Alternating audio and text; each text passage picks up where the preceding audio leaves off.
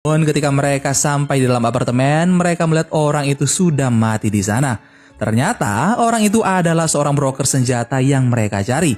Dan sama seperti Park Dusik bahwa orang-orang yang ada di kasus ini dibunuh untuk menghilangkan jejak dan juga bukti.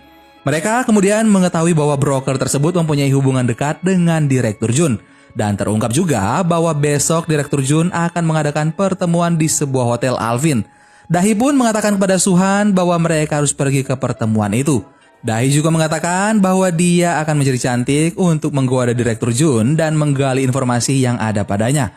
Namun Suhan mengatakan hal tersebut tidak mungkin berhasil karena Dahi tidak seksi. Namun Dahi mengatakan dengan pede bahwa dia akan berhasil.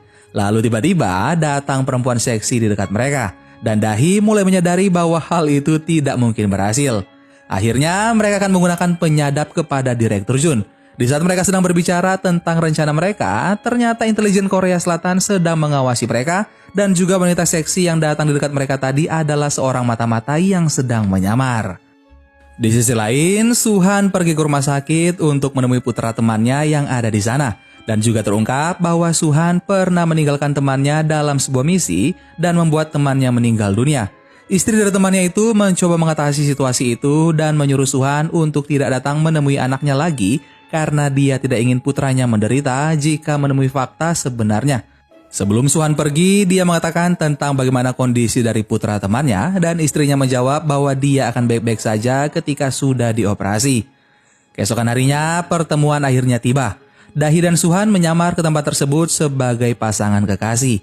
Di pertemuan itu, ternyata jas yang dipakai Suhan sama seperti taplak meja yang ada di sana dan membuat Dahi sangat malu dengan Suhan. Lalu beberapa saat kemudian Direktur Jun muncul dan mereka segera menyapanya dan berpura-pura akrab kepadanya.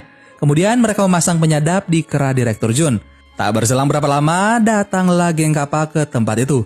Geng Kapak mengira bahwa Jun adalah dalang dari penyerangan dan pembunuhan dari ketua geng Kapak waktu lalu. Jun lalu menipu mereka dan mengatakan bahwa pelaku sebenarnya adalah geng Gangbuk. Jun sengaja menipu hal tersebut supaya geng Kapak membeli senjata darinya. Dari kejauhan, Dahi mengetahui percakapan mereka itu dan dia mengetahui juga bahwa penjualan senjata ilegal itu akan dilakukan malam hari. Di saat yang sama juga, keberadaan Dahi dan Suhan terungkap